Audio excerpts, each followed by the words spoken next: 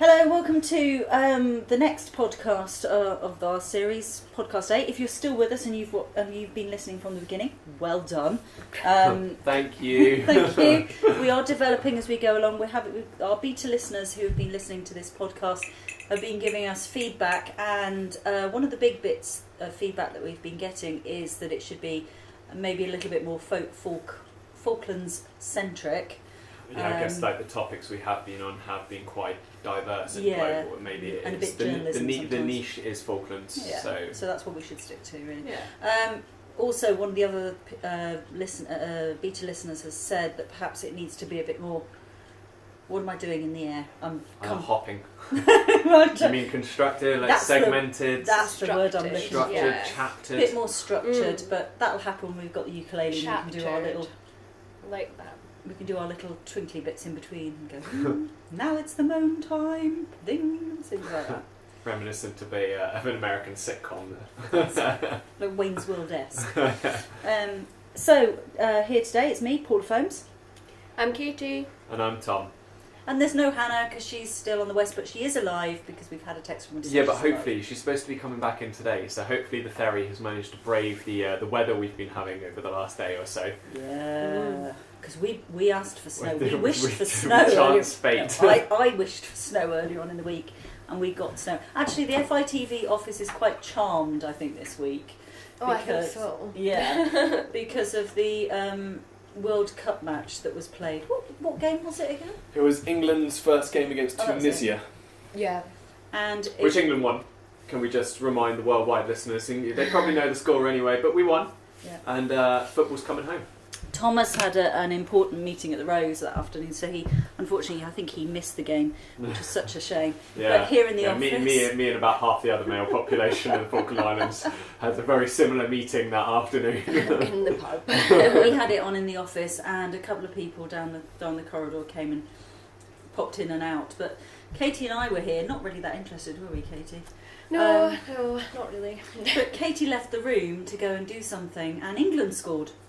And she came back in and did some other bits and pieces and then left the room again, and Tunisia scored. So when England went for what's it called? Corner. They had a corner. They had a corner, and there was a bit of a goal-mouth fumble, and it looked like it was going in, and then as soon as Caiti opened the door to come in, it was cleared. Is that the football terms? Yeah, that was actually pretty good, actually. Yeah, okay. Look at me. And so you fumbled through it on Falklands in Focus this week, which you can subscribe on our website to watch anywhere in the world, by the way, just saying. Fumbled through the terminology on the sofa this week, but no, you did quite well there. I don't know how that happened. Why on earth I had all the football stories? I do not know. It just so but happened. To be fair, we had to change it at the last minute. Is it because I know all the Tottenham Hotspur chants? Let's not go back to that. That was dreadful. But we did have to change presenters at the last minute this week, because now I've done it 4 times in a row, because one week your back wasn't okay, Paula, so I had to step in, and this week someone else had a little problem, didn't they? Tell us all about it, Caiti. Well, I'm now currently on crutches. The thing is that's really getting me is that I play hockey every week, I run every week, I go to the gym all the time, I'm a very active outdoors person, which we'll hear more about later on, but I do all these things, and yet I hurt my foot and ended up in the hospital because I was dancing. I was dancing on my toes, doing the samba. At the winter, well, it's not called the Winter Ball, the Falklands Ball dance practice. Yeah, so I just felt a little bit of a tweak, and I'm now in crutches, so I've torn a tendon in my foot, and I'm hobbling around, and I'm not very happy about it at all. So you were saying about all the different activities you do and the fact you keep fit. Do you think potentially, because it's not a fracture, it is a tear in a tendon, do you think potentially it's an accumulation of all the things you're doing at the moment? Because as you see, there are so many activities to do here in the Falklands, there are so many sports available, and you always try it, and everyone's so friendly and welcoming within the clubs, at least I feel. Do you think perhaps that you got involved in quite a lot of things down here, and you have been doing a lot, and it might be like sort of a repetitive strain injury kind of thing, and that's what's caused it? With other like sort of niggles that I'm having at the minute, I would say yes, but with this, I danced on my toes and stretched too far, and I felt it at the time. So I think that was a one time I've was dancing on my toes for too long and kind of hopped on one foot. So how long will you be off the hopping of the samba for? 6 weeks, it sounds like 6 weeks off, which is just dreadful for me. When's the Falklands ball? Probably 6 weeks. We're holding 4 weeks. 4th of August. Oh, so you're going to miss it. Oh wait, 4th of August, no. Well, that's if you can get a ticket, because the tickets will go like that. That's me clicking my fingers, listener. Yeah. No, I will be there. I'm going to do all my exercises and make sure I'm back fit and healthy. You do that. Ready. Because I have to say, people at the hospital will need those crutches because it is snowing outside. As we mentioned, yeah. And last night. So like a bit like the UK down here in the Falklands, it seems that though in the UK the world seems to come to a standstill when it snows. I feel like in the Falklands people try and brave it because we have bigger cars down here. I can't say everyone did that well, did they, Paula? No, well, we went swimming. Do you know what? It sounds like we're a really active, sporty group. Yeah, we went swimming last night. We saw you there, didn't we, Thomas? Yeah. And my daughter Hazel had borrowed a car. Has got a car that she's fully insured for. And she had driven in snow for the first time and didn't like it.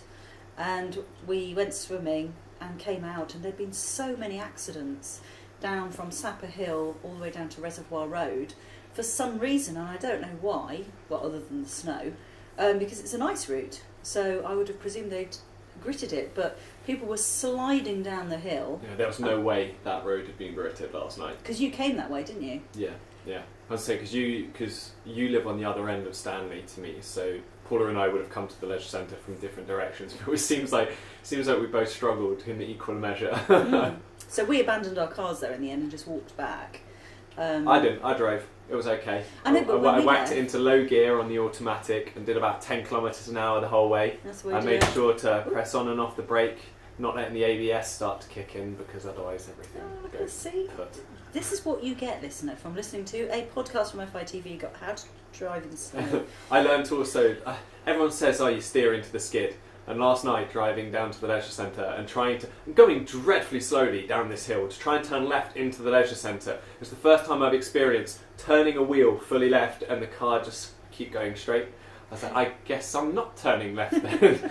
And I can see how, as you said. When we left, there must have been about 5 or 6 cars just sat on that bit of road. There was no way we were going to get out. But they did get the gritters out after that. They did get the gritters. I rang PWD, the Public Works Department, this morning and to find out what happened about gritting, and I was assured that the road engineer has a look and keeps an eye on the weather forecast. He said to me they're expecting more weather. Of course they're expecting bad weather this afternoon.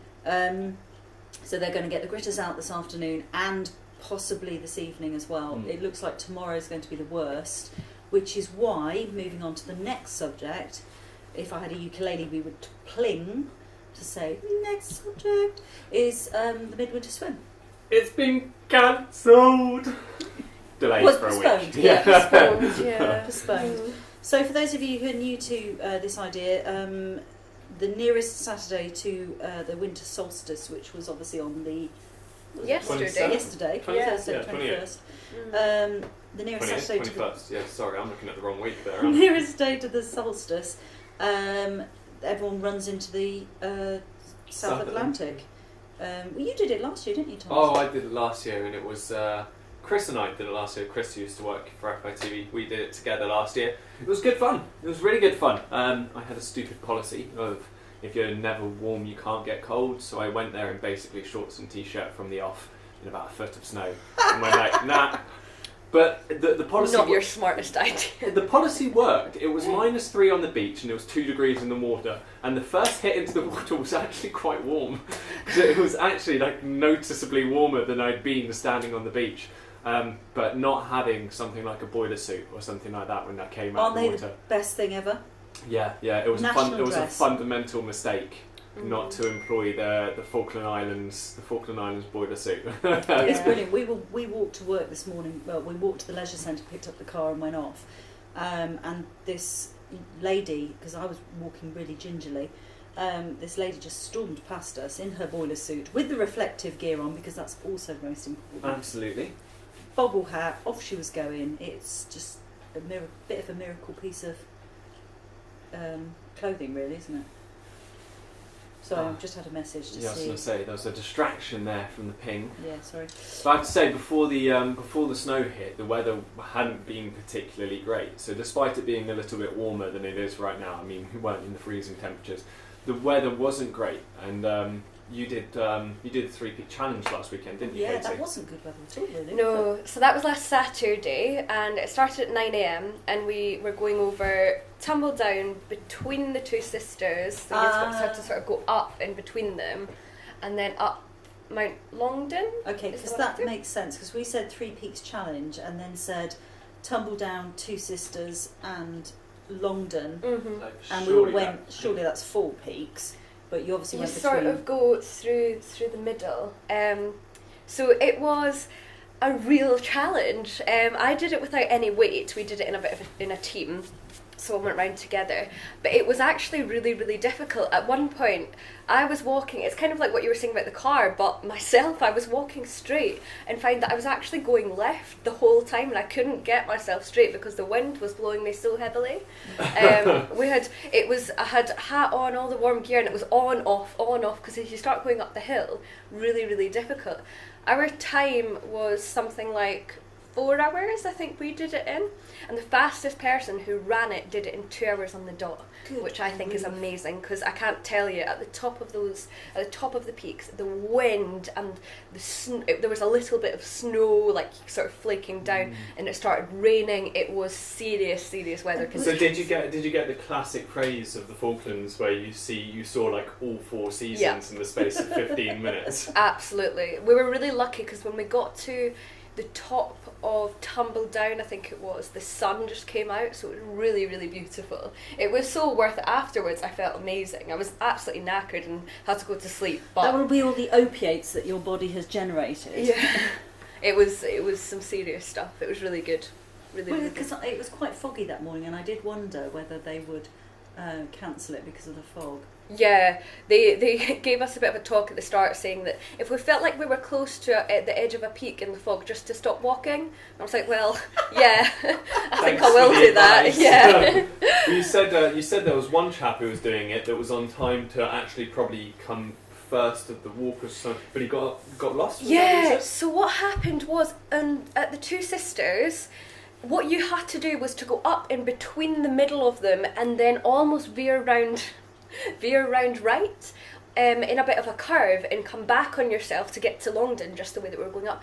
But the person who was sitting at the top of the two sisters just said, keep going straight, and what he meant was keep going straight through the path and then veer. But everybody just kept going straight because there's another sort of hill in front of you. Okay. So somebody who was on track to come first. Is that Mount Harriet or something like that? Yeah, I think so. So it's over. There's definitely one in front of you. And I mean, definitely Google the what was the magical word that you used on the news this week, Paula? Thank you. Can I just wait for it? Topography. So definitely Google the topography of the Falklands whilst listening to Katie's story, so you get a full visual experience of what she's talking about. It's satisfying to say in the mouth as well. Let's all say it together. Topography. It's lovely, isn't it? Say it yourself, listener. It's great. Say it until it doesn't sound like a word anymore.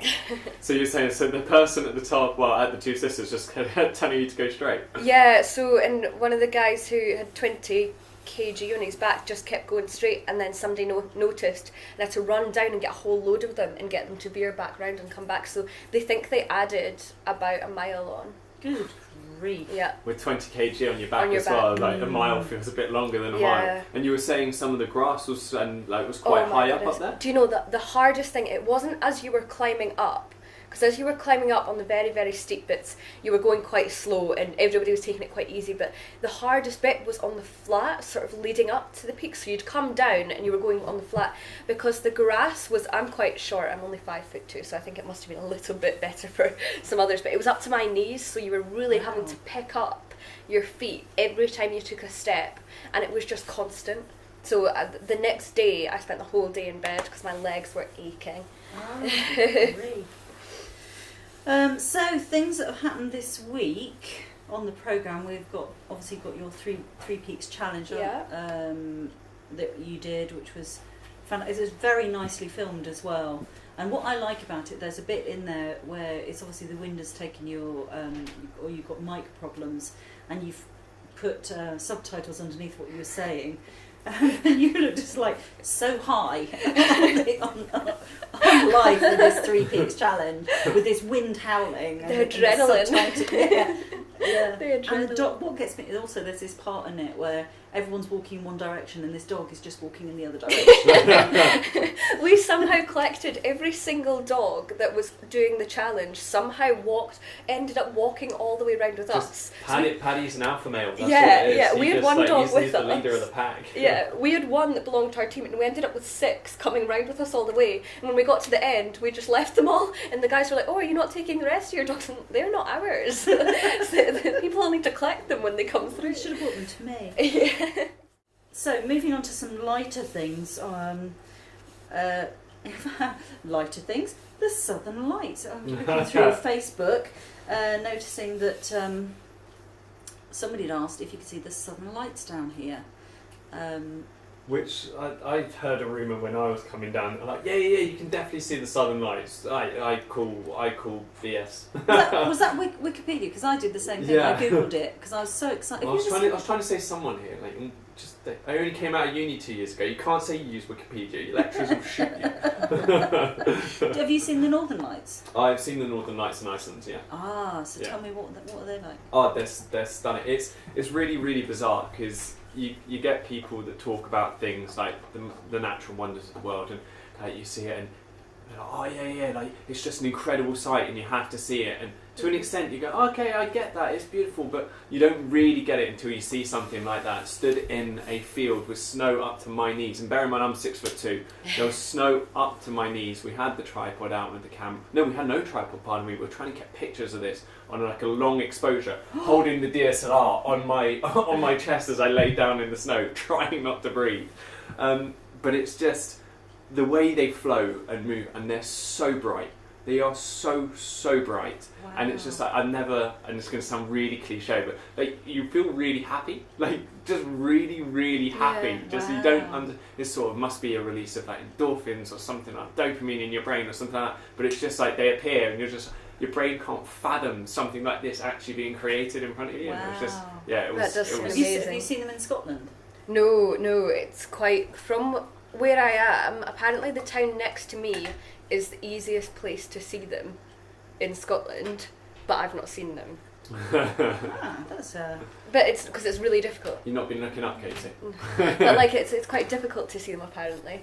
yeah. It just so happens that Ronnie has joined us on to walk through the doors. So to have a seat, Ronnie. We're just about to wrap up our podcast, but you say hello to our listener. Hello, listener. There we go. Another Scottish accent, thank Have you. you ever seen the Northern Lights? No, Have you never seen the Southern Lights here? We're trying to dispel a myth. I've not, and I asked someone about it because I assumed it was the same latitude-ish as Scotland, where you can see them, although I've never been that lucky. And someone explained to me it's to do with the southern magnetic pole is in a different... It's off kilter. Right. So the northern magnetic pole is closer to Scotland, the southern magnetic pole is to here. And at this point, Ronnie is gesturing with his hands. For the benefit of the tape, as they say in the bill. I once went to Kiruna, and I managed to do it at the wrong time of year for the 2 reasons you go to Kiruna in northern Sweden. Because I missed the midnight sun. I went in September. I missed the midnight sun, and I started the Northern Light season, but wasn't lucky enough to see. Oh no. So one of the posts on Facebook did say that perhaps, because somebody said, oh yeah, I've seen them down here, that it was noctilucent clouds, and it just so happens that Thomas did a whole piece on noctilucent clouds last year. I became a mini meteorological expert for about 20 days until it's what I love about this job is you become a mini expert in everything that you do, and then Very like 1857. a month later it's all gone from your brain. Yeah. So I remember something along the sorts of noctilucent clouds. They occur much higher up than normal clouds, so rather than a couple of kilometres off the face of the earth, noctilucent clouds occur at about 80 kilometres up. They're also mainly formed of ice because they're so far up, so they're not actually properly vapor. They're sort of in a middle stage between vapor and crystallizing. And noctilucent clouds occur when nighttime comes, so it's either just after sunset or just before sunrise, and it's where the sun hasn't illuminated that part of the Earth yet, but because of the angle it's coming at, it's hitting the noctilucent clouds so far above the Earth, and they sort of light up in bright colours across the sky, and they're normally like a silvery grey, but they can be purple, sometimes even green. So, so that's again, for the benefit of the tape, Thomas was gesticulating. He clear that you're on television. Mark, here, as far as I'm concerned, it looked very good, but it could well have been Big Fish, Little Fish cardboard box. It could have been. God, I love Bob the Builder. I got a granddad called Bob, and he was a builder. Like growing up, Bob the Builder was just the dream. It was the dream. And so on our last on our last topic, which if we had the ukulele, we would go do the pling to the last bit. The last bit. The last bit. Thomas, you have taken part in a Falkland Islands tradition. You've started playing darts. Yeah, so I was roped in last night. Funny enough, after I'd been to the gym and seen Paula at the swimming pool. We had a lovely little swim together. No, I got a phone call saying a team were a man down, and they're like, "Oh, can you play darts?" And I was like, "What? Throw a spiky thing at a wall?" Yeah, I'm on it. Got this. Only ever done it after a few drinks, so got there. Bit of Dutch courage. I played. I'd say awfully. I lost all 3 of my legs, but it was actually really good fun, and I do see why people would like to go down and do it. It's for an evening during the week. It's just quite a nice social thing. It's 2 teams of 5. So you've got at least 10 people there, you're all chatting about it, and a variety of different topics come up. And you can do it on crutches as well.